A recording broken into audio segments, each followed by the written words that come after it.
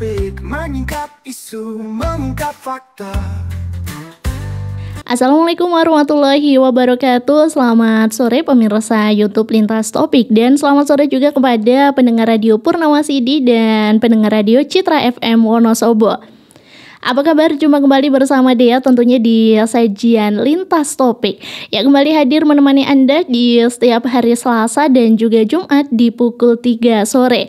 Baik, senang sekali menyapa Anda kembali di sajian Lintas Topik dan spesialnya pada kesempatan kali ini Dea sudah bersama dengan narasumber spesial kita ya. Oke, setelah kemarin mungkin kita bersama dengan narasumber-narasumber lokal aja ya. Dan kesempatan kali ini kita bersama dengan Dr. Andes Jumarodin MM. Ya, beliau merupakan lulusan Tadris Bahasa Inggris IAIN Sunan Kalijaga Yogyakarta di angkatan 1986. Wow, nih senior sepertinya ya. Baik, dan juga beliau merupakan lulusan dari Universitas Ahmad Dahlan di tahun 2017 dan beliau merupakan salah satu anggota Biro Ekonomi dan Pemberdayaan Umat DMI DIY ya, Daerah Istimewa Yogyakarta. Ya, bahwa Dr. Andes Jumarodin MM ini juga selaku Ketua Kotamas DIY di tahun 2016 sampai 2020 dan dilanjutkan tahun 2021 sampai dengan 2025. Wow, luar biasa ya. Dan selanjutnya beliau juga selaku Ketua Pinbas MUI DIY di tahun 2022 sampai 2025. Ya, luar biasa bersama dengan Dr. Andes Jumarodin MM yang biasa kita sapa dengan sebutan Kak Juma ya. Dan beliau juga telah lulus uji kompetensi wartawan UKW berbasis media radio dan web di tahun 2022. Luar biasa ya, kita baca sekilas profil beliau juga ini sepertinya sudah bikin penasaran ya. Ya, pada kesempatan kali ini kita akan bincang-bincang terkait dengan bagaimana sih membangun ekosistem bisnis UMKM syariah. Luar biasa, dan langsung aja kita serahkan ke rekan saya Mas Ida Agus.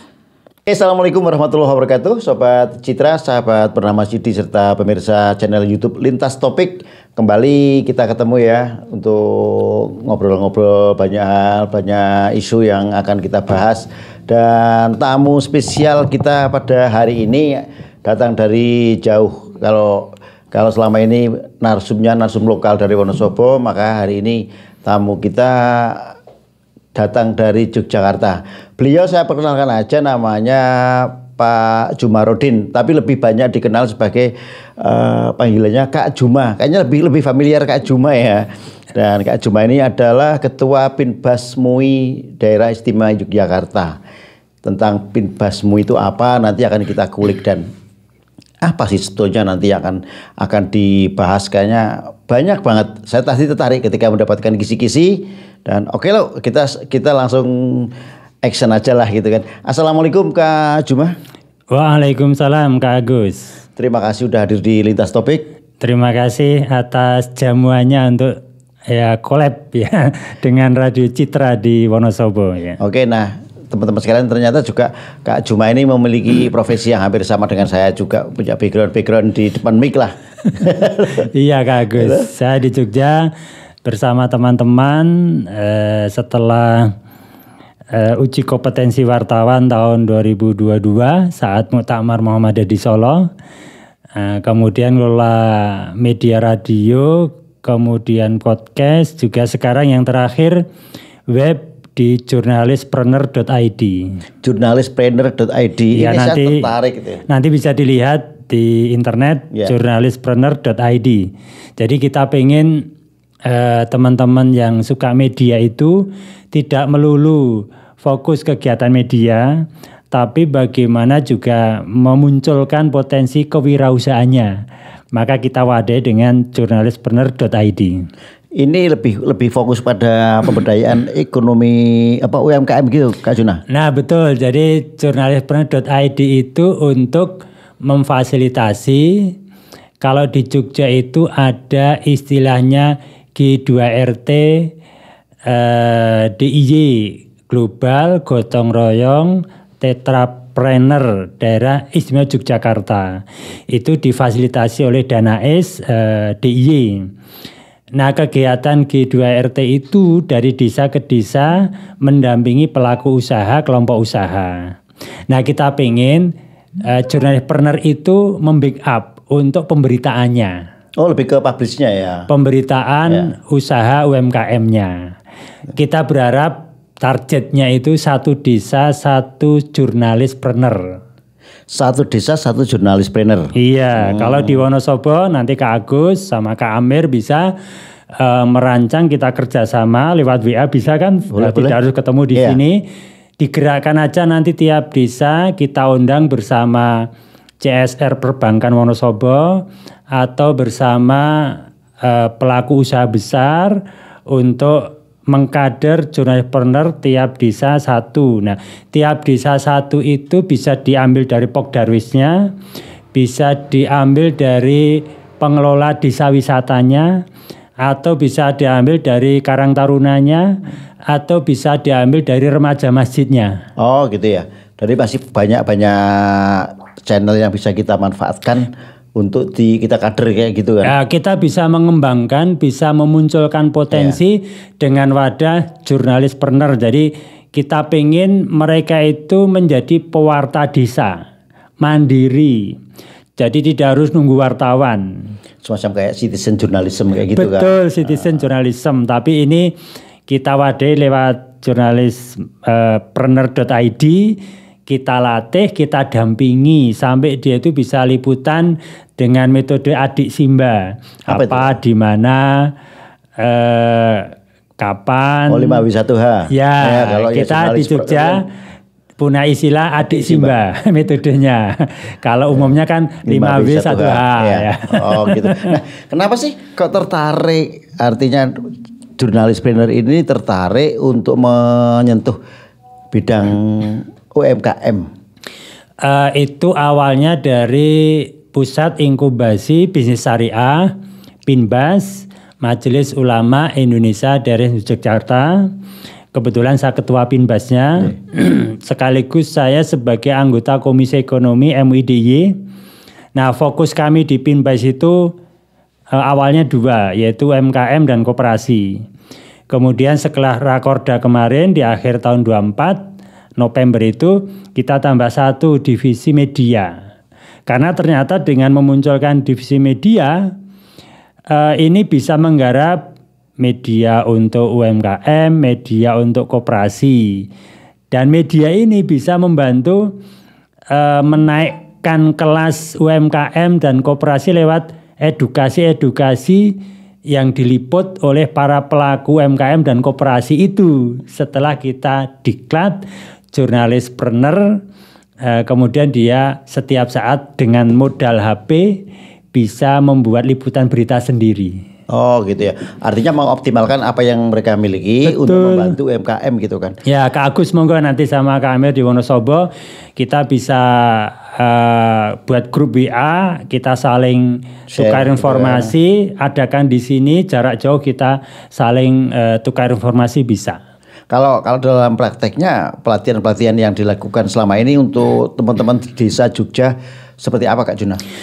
Kalau di Jogja katakanlah angkatan pertama itu 28 Desember kemarin kita di Desa Caturharjo, Kecamatan Pandak, Kabupaten Bantul.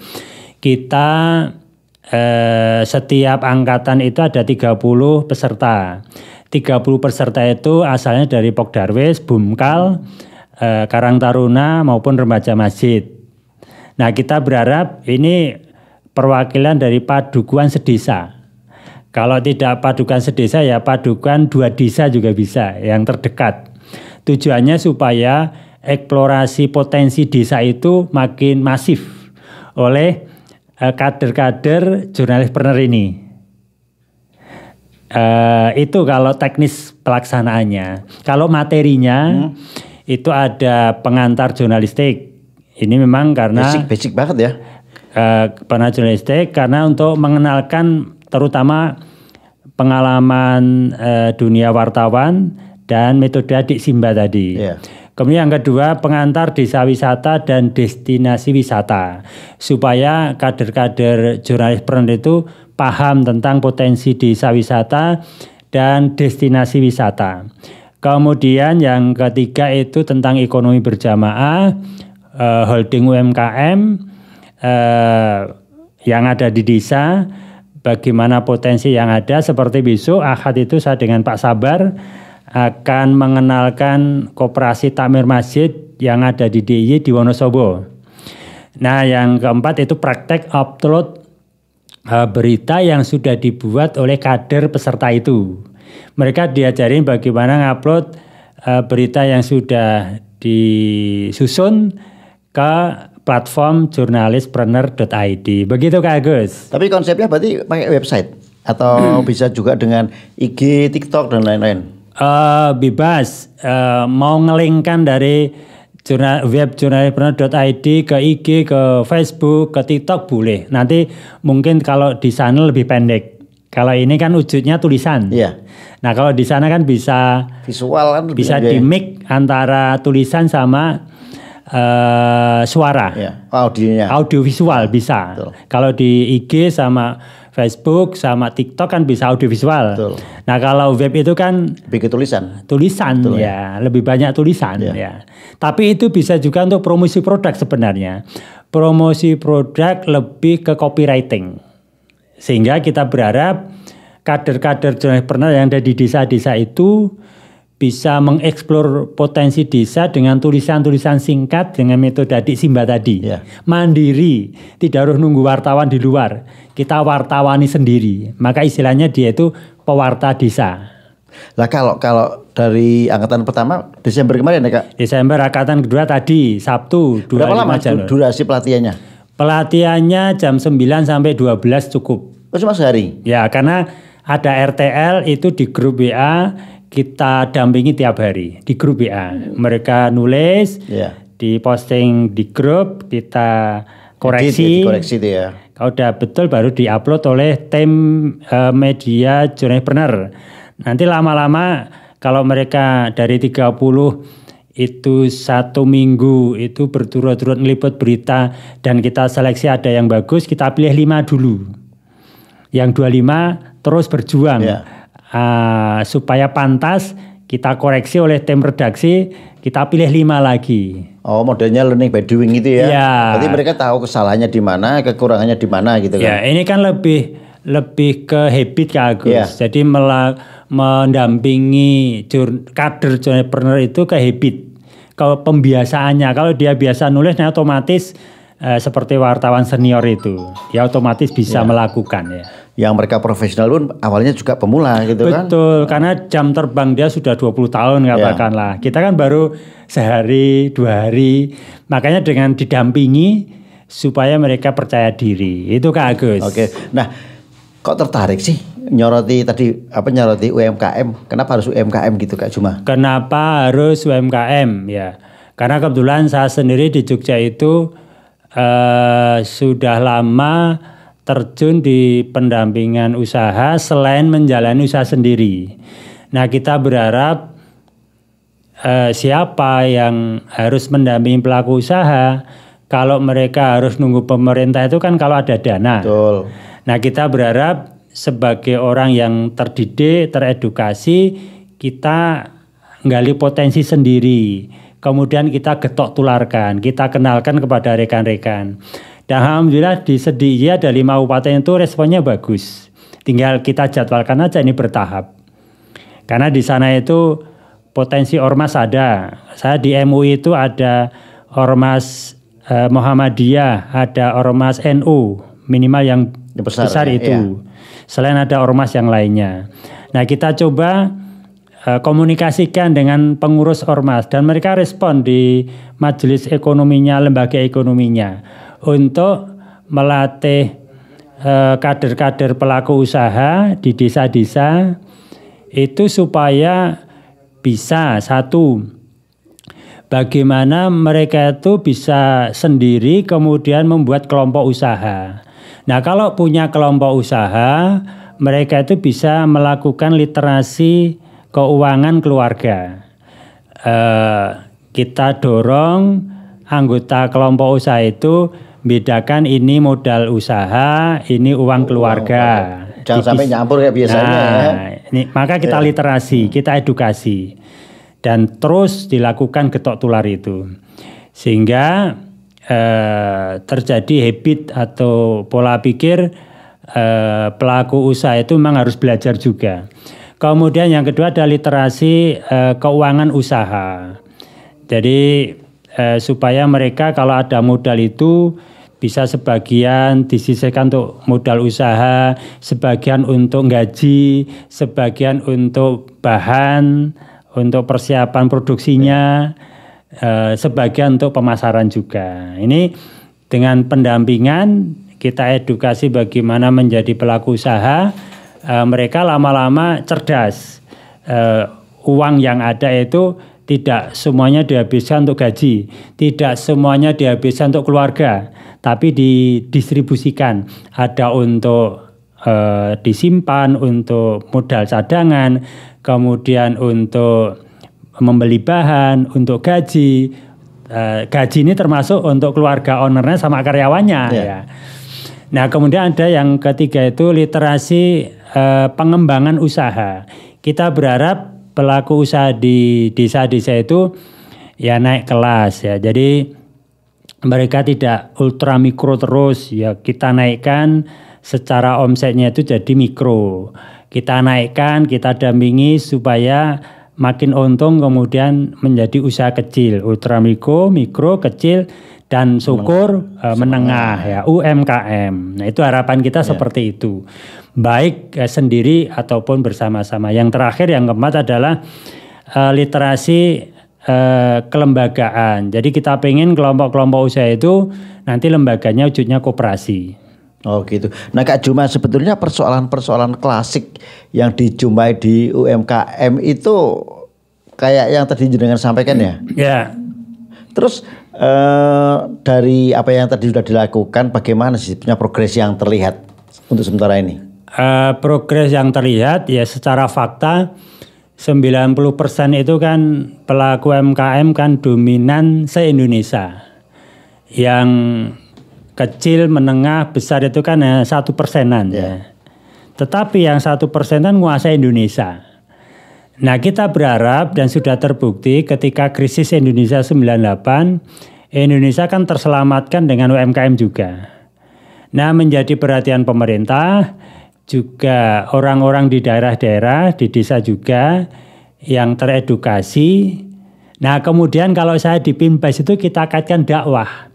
Jadi dakwah itu tidak hanya dakwah pendidikan, tidak hanya dakwah kesehatan, tidak hanya dakwah sosial budaya. Nah sekarang saatnya kita tambah dakwah ekonomi bisnis. Itu pun masih kita tambah dakwah ekonomi bisnis syariah. Oh, gitu. Penjelasan detailnya gimana dakwah ekonomi bisnis syariah? Ya kita berharap sederhananya orang itu kan pengennya kalau mati husnul khotimah. Ya. Setiap saat siap untuk dipanggil Allah, akhir yang baik. Maka di Jogja itu ada tagline ojo leren dadi wong apik. Jangan berhenti jadi orang baik, jangan berhenti beramal baik. Ya kalau semangatnya di Al-Qur'an ya fastabiqul khairat di Al-Baqarah 48 itu. Nah, kemudian kita mengedukasi, meliterasi kalau Abdurrahman bin Auf saja salah satu sahabat Nabi dari 10 yang dijamin masuk surga gara-gara menjadi pelaku usaha. Kenapa kita menjadi umat Nabi tidak mengambil salah satu juga sesuai kondisi kita? Yeah. Yang mau jadi guru dosen silahkan masuk surga lewat pintu menjadi dosen guru. Yang mau jadi dokter perawat masuk surga lewat pintu ilmu perawat dokter silahkan.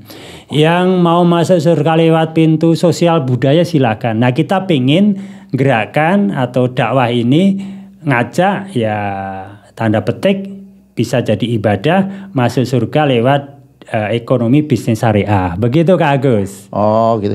Tapi selama ini bagaimana sebetulnya teman-teman UMKM ini? Kadang-kadang mereka menjalankan juga belum sepenuhnya ya memahami tentang prinsip-prinsip syariah dalam berbisnis. Ya Islam itu kan rahmatan alamin. Apapun yang kita lakukan walaupun masih banyak kekurangan tetap dilakukan. Ya. Nah kalau yang baik itu tidak dipraktekkan, tidak dilakukan, Apa terus kita diem kalau melihat orang melakukan praktek yang tidak baik, yang buruk? Nah, maka semangatnya tadi kan Al-Baqarah 48 fastabiqul khairat. Kita berlomba-lomba dalam berbuat baik. Dan Islam itu rahman alamin. Apapun potensi yang ada, itu bisa kok untuk dijadikan sarana ibadah kita. Nah, pentingnya kita memaknai ajaran atau ilmu itu secara luas, tidak sempit. Saya dari Jogja bisa ke Wonosobo karena ilmu, karena belajar. Nah, kita memaknai ilmu kalau luas sehingga jadi enak menjalani kehidupan sampai akhir hayat kita masing-masing. Itu Kak Agus. Oke. Nah Kak Juma, untuk satu hal yang ingin saya kulik lagi nih. Tadi kan saya sebutkan sebagai Ketua Pinbas MUI DIY. Ya. Sebetulnya apa sih Pusat Inkubasi Bisnis Syariah ini? Jadi tahun 2015 itu di Jogja di Hotel Garuda itu kan ada ulama se-Indonesia berkumpul untuk membuat arah baru Indonesia terkait dakwah Islam, ekonomi Islam. Nah, kemudian 2017-18 itu didirikan Pusat Inkubasi Bisnis Syariah. Itu lembaga otonom yang didirikan MUI Pusat dan juga di provinsi dan di kabupaten kota se-Indonesia. Tujuannya untuk membantu atau panjang tangannya Majelis Ulama. Artinya ini di bawah MUI ya? Iya, lembaga otonom mandiri didirikan MUI untuk bicara tentang ekonomi bisnis. Kalau MUI itu kan biasanya agama, ada komisi tentang dakwah, ukhuwah, pendidikan, macam-macam komisi itu. Dan umumnya kalau pengurus harian kan bicaranya tentang dakwah ansih ya, Al-Quran hadis. Nah, supaya lebih spesifik, lebih fokus, maka dibuatkan lembaga Pinbas supaya bicaranya tentang ekonomi bisnis di masyarakat, di umat itu. Sehingga umat itu didampingi tidak hanya oleh pengelola lembaga konvensional. Nah, sekarang punya pilihan umat itu kalau pengen katakanlah makmurkan masjid, ekonomi di masjid itu bisa bermitra dengan Pinbas. Pusat Inkubasi Bisnis Syariah salah satunya, selain BMT, selain BPRS ya. Begitu Kak. Di sini untuk Pinbas sendiri pendampingan yang dilakukan intensif ke secara teknis atau juga mereka menyediakan semacam kayak pendanaan untuk para pelaku usaha? Kita di Pinbas itu menggerakkan ekosistemnya.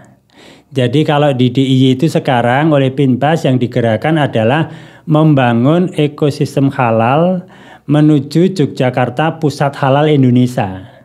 Nah, kita pengen nanti di Wonosobo pun juga bisa Kak Agus, Kak Amir dari Citra FM ini membangun ekosistem halal menuju Wonosobo menjadi Pusat Halal Indonesia.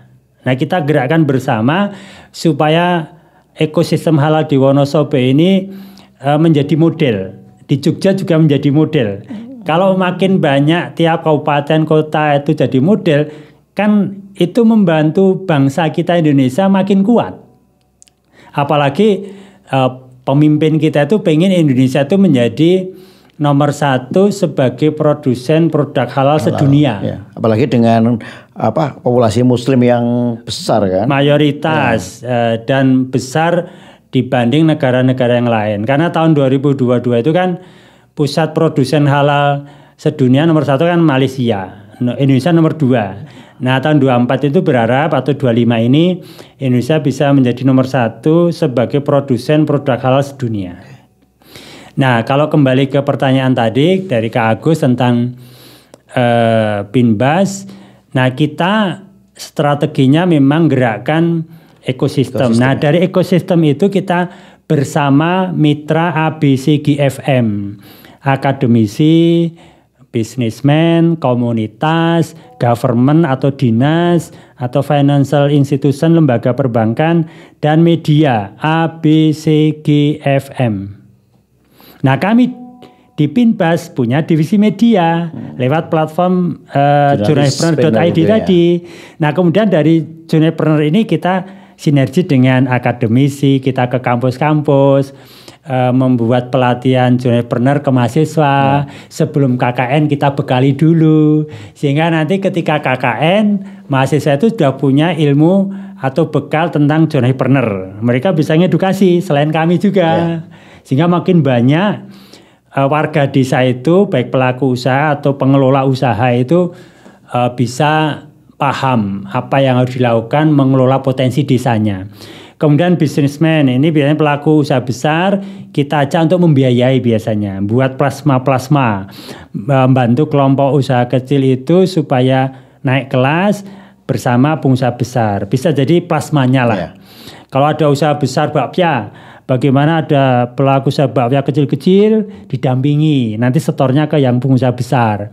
Ada pengusaha katakanlah milet truk ya, bahannya itu di masyarakat yang kecil-kecil ini, nanti setornya bahan ke pengusaha besar milet truk ini. Kemudian ada kalau di Bantul itu ada selain bakpia ada geplak yang bahannya kelapa atau gula. Nah, nanti plasmanya produsen gula, nira atau kelapa. Nanti setornya ke pelaku usaha besar geplak dan seterusnya. Kemudian komunitas. Nah, komunitas itu kan ada yang komunitas Muslim, dakwah Islam, ada komunitas lembaga-lembaga pendampingan usaha juga. Kita ajak kerjasama. Memang kalau kaitannya dana operasional itu biasanya kami ke kampus atau ke perbankan. Selain ke dinas-dinas government. Mereka punya program, kami punya program kerjasama. Oh, dikolaborasikan. Kolaborasikan. Objeknya kelompok usaha di desa-desa bergantian. Nah, itu kan kayaknya butuh effort yang luar biasa besar untuk membentuk sebuah ekosistem yang seperti diharapkan kayak gitu Kak Juma. Ya, biasanya seperti saya itu punya organisasi. Nah, kita gunakan organisasi untuk membangun relasi sinergi kolaborasi sehingga orang itu melihat beban berat, nah kami jalani saja. Itu dijadikan cara berbuat baik versi kita. Sehingga setiap yang kita lakukan menurut orang itu berat, sulit, kita enjoy saja. Karena itu kita niatan dakwah, kita niatan berbuat baik. Sehingga ada dua tujuan berjalan seiring. Ternyata mungkin bagi orang lain itu berat, bagi Kak Juma dan teman-teman itu bisa dijadikan sebuah challenge ya. Betul. Bisa jadi menurut orang berat, kami kan udah terbiasa melakukan itu nggak masalah. Seperti ngupload berita di platform journalpreneur.id. Peserta yang baru ikut pelatihan di rencana tindak lanjutnya itu nggak gampang juga loh buat liputan berita pakai metode adik Simba, kemudian ngupload di platform kami, harus akses internet, harus login dulu. Ini kalau nggak didampingin nggak bisa juga, berat juga. Tapi bagi kami ngobrol gini bisa jadi berita. Iya, itu tergantung jam terbang juga. Iya, betul. Saya pun juga masih belajar. Yang setahun, 5 tahun, 10 tahun, 20 tahun pun yang jadi wartawan juga masih belajar. Karena kan setiap saat ini kan progresnya berubah. Zamannya juga berubah, kondisinya berubah. Ilmu yang kita dapatkan berapa tahun yang lalu mungkin tahun ini sudah bisa nggak relevan lagi. Betul, gitu kan. Nah, tapi gini Kak Juma, UMKM yang sudah dibantu untuk publisitas seperti itu sebetulnya ada impact nggak? Ya kalau nggak ada impact ya mereka nggak investasi untuk ikut diklat. Kan mereka bayar juga ketika diklat. Oh, pesertanya ada bayar? Atau ada yang bayar, ada yang gratis. Artinya prinsip mereka belajar bayar. Persoalan bayar dibayar orang lain itu urusan lain ya. Karena itu untuk operasional aja supaya kegiatan jalan. Biasanya kalau yang namanya gratisan itu effortnya kurang. Betul. Kita tekankan kalian ikut diklat 30 orang tiap angkatan itu bayar. Persoalan kami panitia yang nyarikan dana CSR, dana dari akademisi, terus mereka itu gratis, lain itu teknis. Tapi kita tekankan mereka bayar, menghargailah supaya. Dan tanya spiritnya gimana dari para peserta yang tadi disampaikan Kak Juma? Ya terbuka wawasan. Oh ternyata aku bisa tuh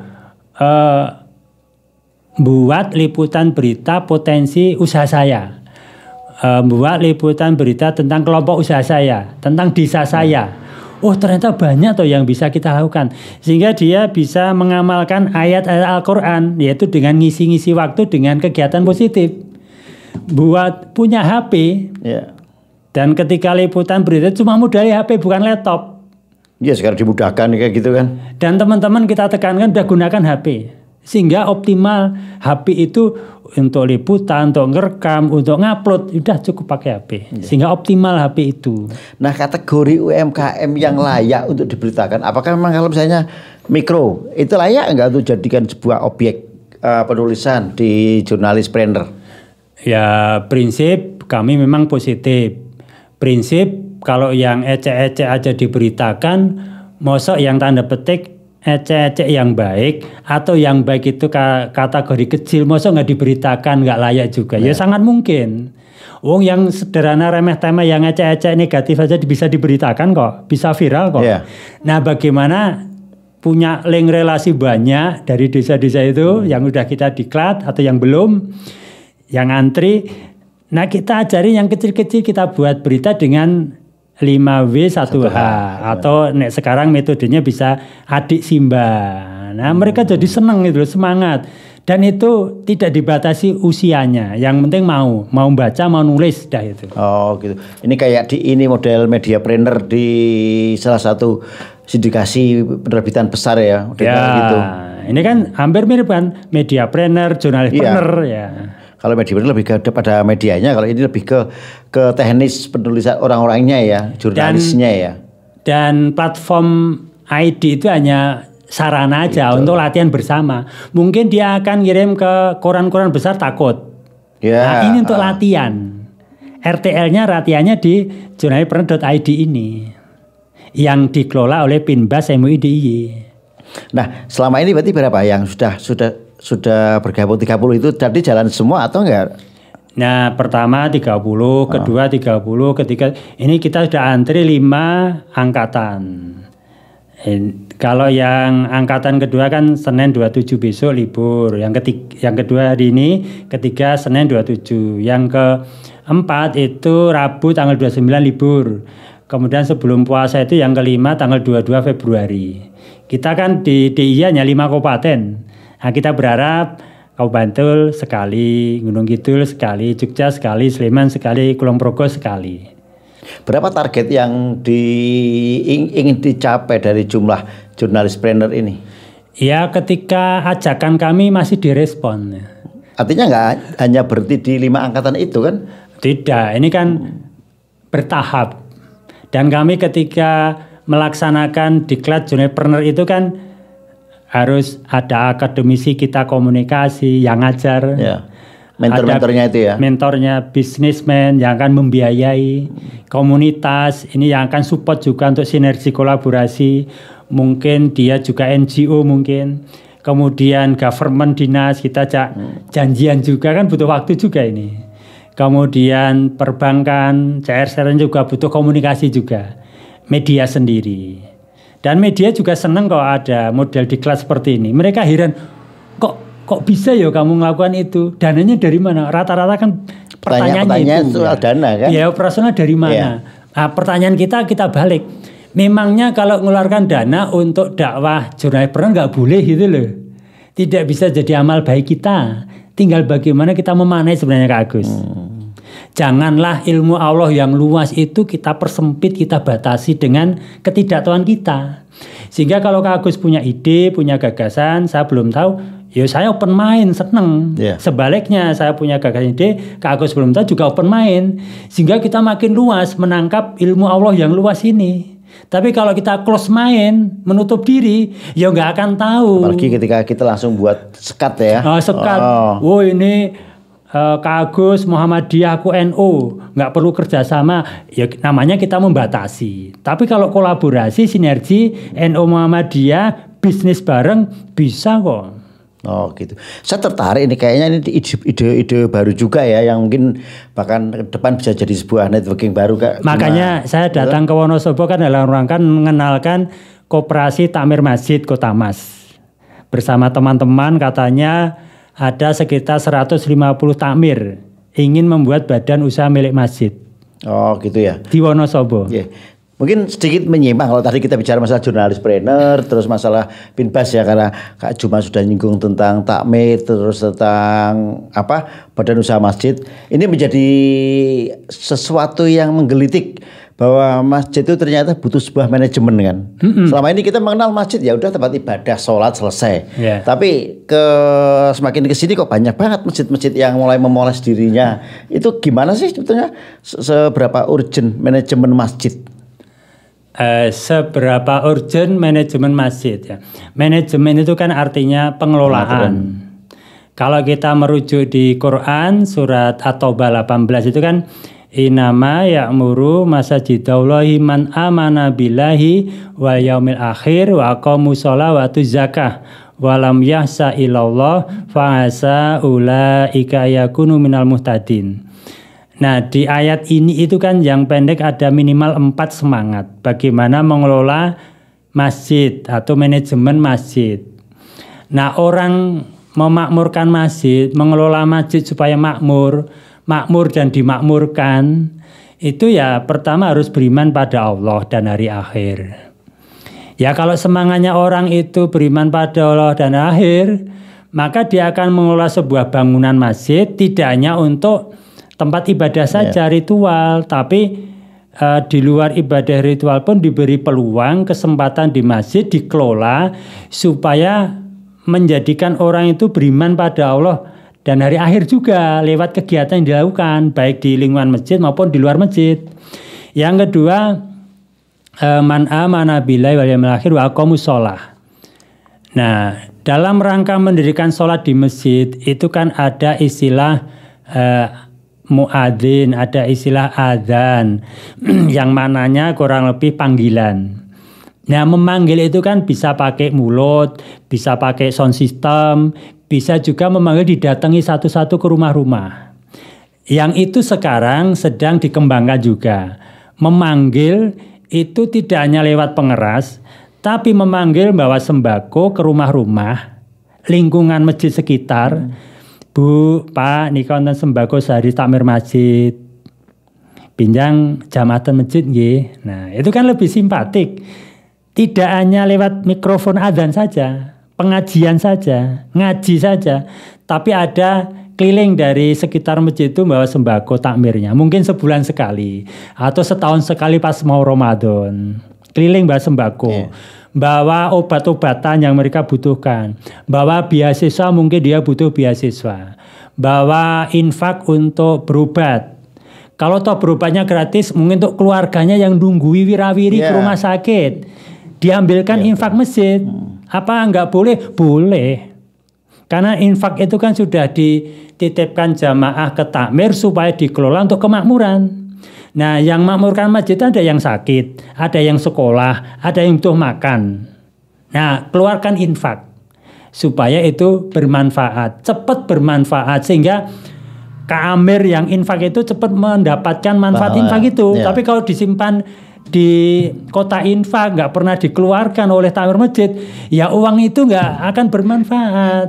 Saya potong sebentar. Biasanya kan gini, beberapa takmir ini lebih bangga ketika kas masjid itu numpuk.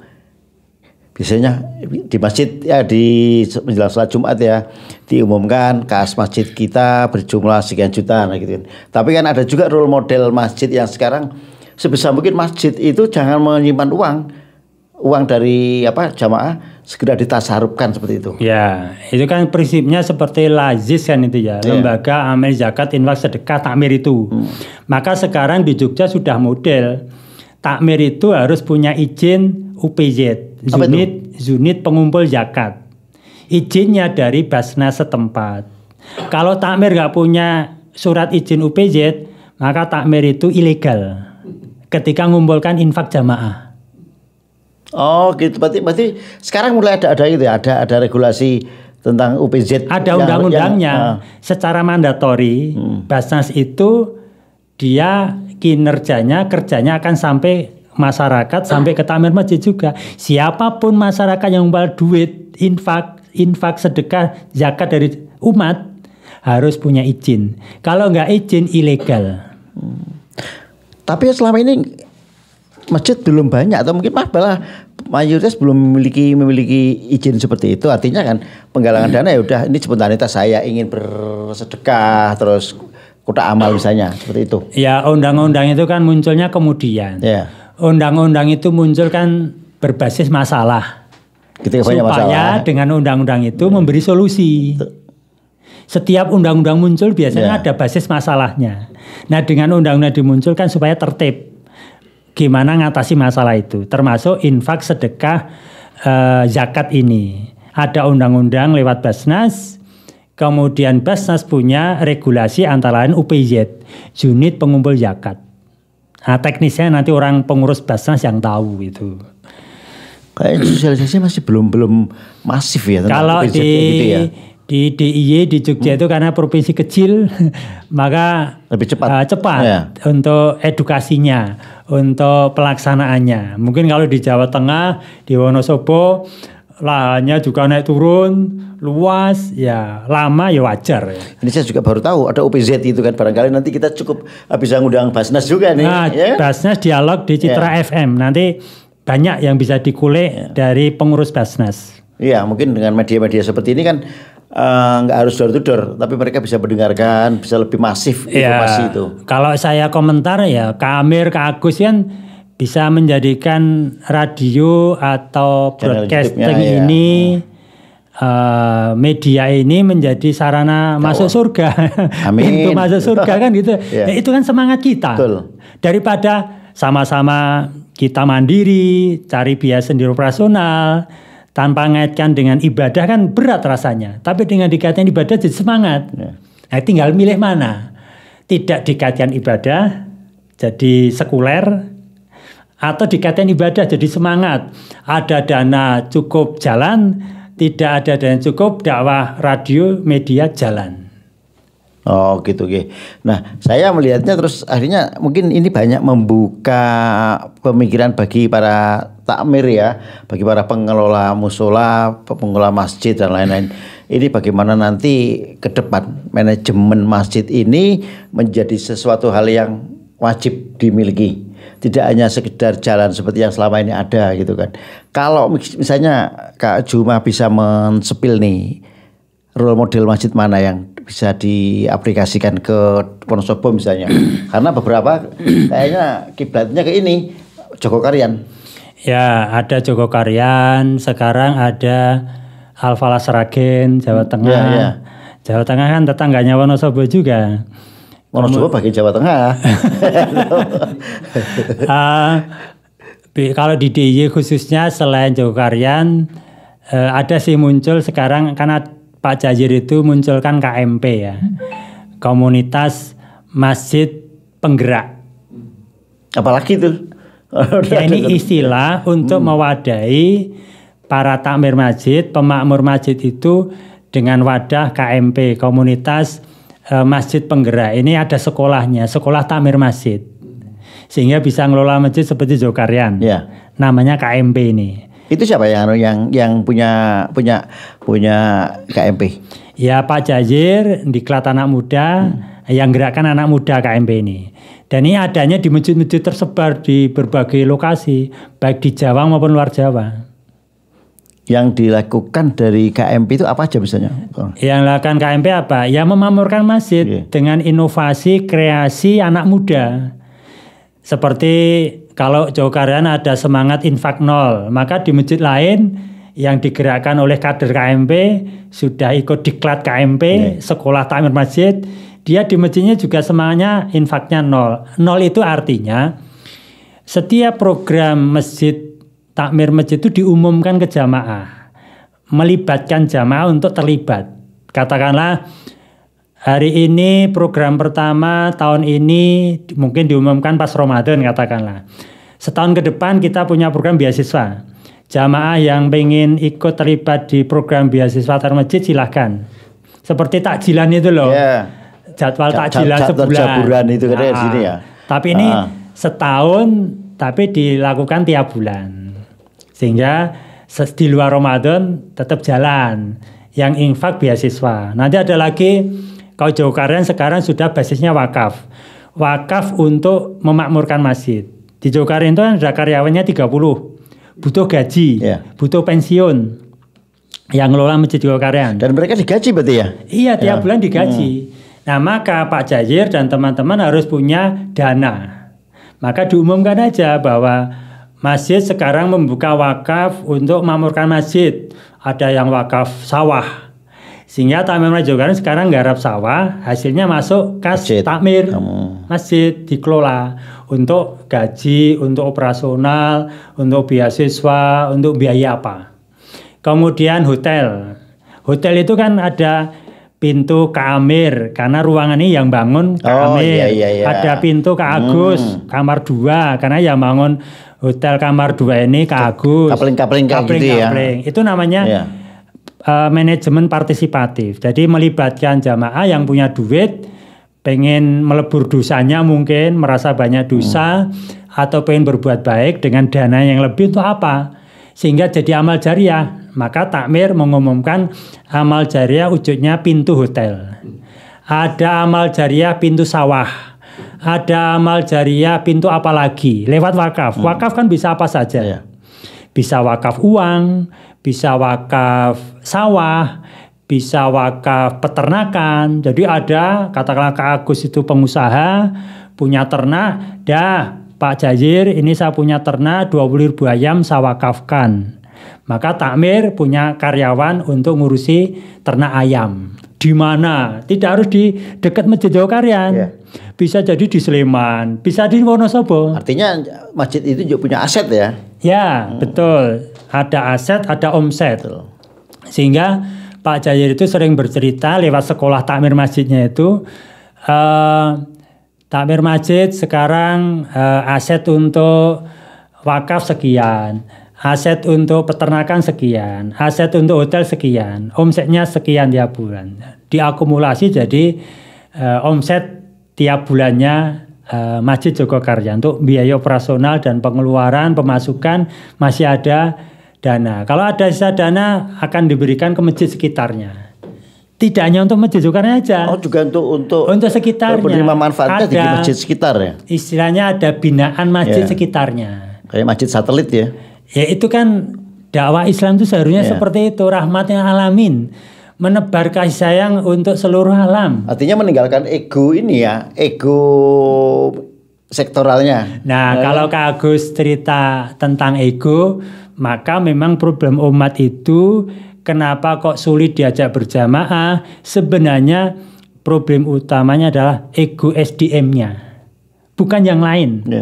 Kalau SDM-nya itu sidik, jujur, amanah, dapat dipercaya, ditambah lagi mungkin dengan fatonah, cerdas, tablek, transparan, ta'awun, itu sebenarnya ya umat itu akan diberikan model-model toladan bagaimana menjadi kader umat Islam itu yang seperti itu. Tidak egois, berdakwah Islam itu memangnya surga mau dipek Pak Agus sendiri, surga mau dipek Kak Amir sendiri, Kak Juma sendiri, enggak. Kita senang masuk surga ada Kak Agus, Kak Amir, ya siapapun yang beriman pada Allah dan hari akhir. Seharusnya konsepnya kan seperti itu. Nah, memang dakwah itu bertahap, berproses. Jadi kalau ada SDM yang tidak egois, ada SGM yang amanah, yang akhlaknya baik, ada yang belum, ya nggak apa-apa. Terus kita lakukan supaya dakwah lewat radio seperti ini juga ada perannya. Sehingga nanti makin banyak orang akan dukung dakwah Citra FM ini karena konten kreatornya kreatif sehingga mencerahkan, mengedukasi masyarakat. Mereka akan infak juga lewat Citra FM karena Citra FM punya program makmurkan masjid pendengarnya. Oh ya. Jadi infak itu tidak harus ke takmir masjid, bisa jadi lewat Citra FM. Sebagai channeling karena informasinya di situ. Ada crowdfunding. Karena Citra FM itu ada unit namanya crowdfunding, UPZ. UPZ Citra FM. Dananya untuk makmurkan masjid, untuk bagi sembako, untuk beasiswa, tapi lewat Citra FM pengelolanya gitu loh. Apa bisa? Yang punya sinergi UPY tidak hanya takmir masjid, Citra FM juga bisa. Oh iya, disebutnya Purnama Sidi tuh. Iya, di Purnama Sidi sudah ada. Tinggal nanti Purnama Sidi, Citra FM, yang lain mana? Itu produser minta disebut tuh Purnama Sidi. Kan ini ada Purnama Sidi juga. Artinya Kak Amir sudah sepuh, Kak Agus sudah sepuh, dakwah ini bisa jadi amal jariah, jalan yang nuruskan kader-kader penerusnya. Oh, iya. Nah, saya tertarik ketika masjid itu kalau dikelola betul dengan manajemen yang bagus, itu akan merubah wajah dari yang sekarang ada. Artinya disarankan masjid membuat sebuah program kerja yang memiliki progres yang jelas, output yang jelas, dan bisa dirasakan manfaatnya kan, cuma. Ya harapannya kan memakmurkan masjid, beriman pada Allah hari akhir, mendirikan sholat, mendirikan zakat, tidak takut kecuali pada Allah. Itu kan sebenarnya alat sarana untuk fa'asa ulaika yakunu minal muhtadin, ngundang hidayah Allah, bimbingan Allah. Siapa sih kita hamba Allah yang nggak butuh bimbingan Allah? Nah, untuk ngundang hidayah Allah, bimbingan Allah dengan beriman, dengan sholat, dengan zakat. Nah, zakat yang produktif bisa menggerakkan kehidupan. Kayak seperti Lazis tadi itu. Sholat yang bisa membawa kita mengundang hidayah Allah, ya sholat yang dimaknai ketika salam kanan kiri itu menebarkan keselamatan. Jadi jangan merasa soleh kalau kita hidupnya enak tapi lingkungan kita nggak enak hidupnya. Sebenarnya kita setelah sholat harus bergerak bagaimana lingkungan kita, orang yang sholat itu ya sama-sama kita ajak untuk naik kelas, untuk makin baik kehidupannya. Persoalan mereka diajak agama ya nggak apa-apa, diajak aja, diberitahu. Ya. Kewajibannya kan ikhtiar aja kan? Ya kewajiban kita kan mengajak. Azan tadi kan mengajak. Ngajak itu jangan hanya dimaknai azan sholat, tapi ngajak itu bisa jadi ke jalan Allah dengan bilhal, bilmal, ya. Tidak hanya bilisan, ya. Ya selama ini bilisan yang paling banyak. Ya nggak apa, bilisan jalan terus, tapi neso diikuti juga bilhal, bilmal, ya. Bil apalagi bil mobil. Nah di Jogja itu sudah ada dakwah bil mobil. Artinya orang wakaf mobil di Jogokaryan, di masjid mana, saya wakafkan mobil saya untuk antar jemput ustadz, untuk antar jemput jamaah naik ke rumah sakit, jadi ambulan. Sekarang itu di Jogja masjid punya ambulan itu biasa. Karena semangatnya sudah makin luas pemanaan ajaran Islam itu. Tidak sekedar sholat, tidak sekedar zakat. Tapi bagaimana orang sholat itu menebar manfaat. Orang berzakat itu sing ngelola zakat, orang mau disimpan yang kota infak. Tapi bagaimana dimanfaatkan? Dimanfaatkan. Maka sampai Pak Jair itu bilang infaknya 0. Ini sebenarnya kan sebuah semangat. Ya. Jangan sampai kita dititipi kalau malah nyimpen titipan. Kan berarti kurang manfaat. Apalagi tadi Kak Agus bilang diumumkan. Kok kita ini infaknya 1 miliar masjid Kak Agus marem. Tapi masyarakat sekitar butuh biaya sekolah, butuh berobat. Kita takmir meneng, sing ngelola infak. Padahal itu bukan duitnya dewe, itu titipan kan itu. Nah itu loh, kadang-kadang mungkin kita terjebak pada pemikiran bahwa dana dari umat yang disalurkan ke masjid, terus dengan kotak amal ataupun sumbangan gini, ini biasanya hanya digunakan untuk pembangunan fisik ya. Sementara mungkin ada tetangga masjid yang butuh bantuan kesehatan, pendidikan atau nggak bisa makan, kadang-kadang AB seperti itu. Ya, itu solusinya edukasi, pencerahan. Katakanlah fisik, dakwah kan tidak hanya fisik, ada dakwah non fisik juga. Jangan dilupakan itu. Termasuk pengelola infak. Kan ada pengelola infak amanah, ada pengelola infak yang tidak amanah. Harus dipahami ini. Yang amanah gimana, yang tidak amanah gimana? Nah ini. Itu harus dipelajari supaya jangan hanya milih satu, ngelola infak amanah, terus yang tidak amanah nggak dipahami. Sehingga yang terjadi apa? Disimpan di kontak infak tadi. Oh gitu. Ini kan lebih kepada masalah pemahaman ya. Ya, pemahaman itu akan cair dengan ilmu. Betul. Dengan dialog seperti ini kita dapat ilmu. Ya.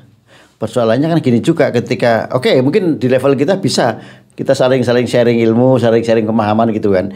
Cuman memahamkan teman-teman ini kadang-kadang juga tidak mudah. Karena ya kembali lagi kita di egonya masih ada gitu kan. Yuk nggak bisa dong, anggaran ini kan kita butuh untuk bangun masjid. Kalau ini rusak gimana? Nah, pertanyaannya gitu, kalau persoalan ego katakanlah. Yang kita toladan itu siapa? Kan Rasulullah. Apakah Rasul itu mewariskan ego atau mewariskan akhlak gitu loh. Kalau akhlak itu Rasulullah itu mewariskan akhlak, ya sebagai umat Nabi, tiru akhlak Nabi aja, jangan tiru yang ego ini. Persoalan ketika niru akhlak Rasulullah belum bisa kok masih muncul ego, ya nggak apa-apa. Tapi harus belajar terus supaya egonya tertekan, yang muncul akhlak baiknya.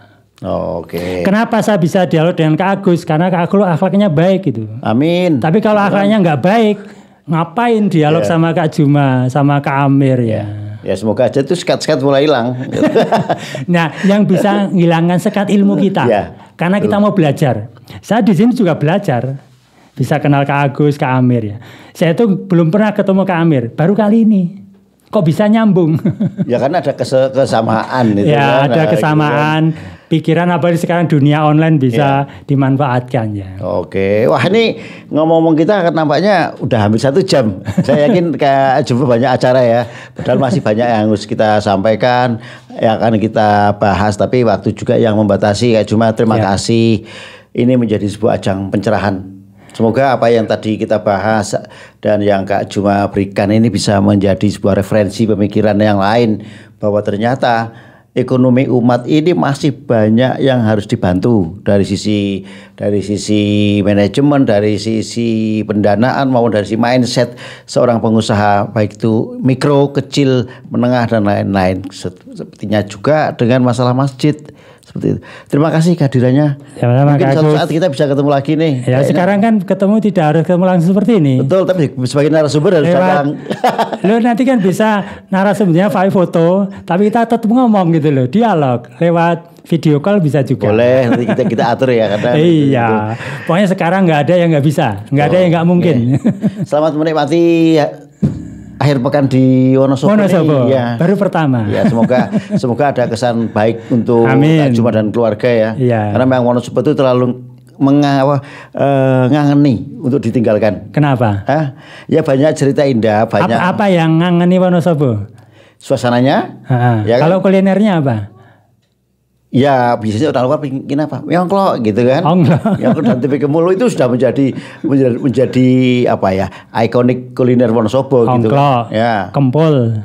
Tempe kemul. Oh, tempe kemul. Ya, tempe kemul. Menduan. Kalau orang Banyumas biasanya menduan. Kalau di kita mendu itu kan setengah mateng nih. Ini kan mateng. Itu tempenya juga beda. Kalau di menduan itu kecil tipis, kalau di kita tebal gitu kan. Nah, saya nggak banyak ngomong, nanti silakan aja langsung cari ngajak Mas Amir itu. Ini kan Citra FM bantu promosi yang kemul tadi. Oh iya, ini bagaimana UMKM itu bisa di endorse di sini juga. Oke. Ya, terima kasih Kak Agus. Assalamualaikum. Demikian teman-teman Sobat Citra, sahabat Purnama Sidi dan pemirsa Lintas Topik, obrolan yang sangat luar biasa dan sangat mencerahkan. Semoga apa yang kita bicarakan pada hari ini bisa menjadikan pemikiran kita terbuka bahwa masih banyak persoalan-persoalan di sekitar kita yang membutuhkan bantuan. Terima kasih, saya Ida Agus dan saya akhiri. Baik, terima kasih banyak Mas Ida Agus ya yang sudah menemani bincang-bincang pada kesempatan sore hari ini. Dan terima kasih juga kepada Dr. Andes Jumarodin MM yang kita sapa Kak Juma ya.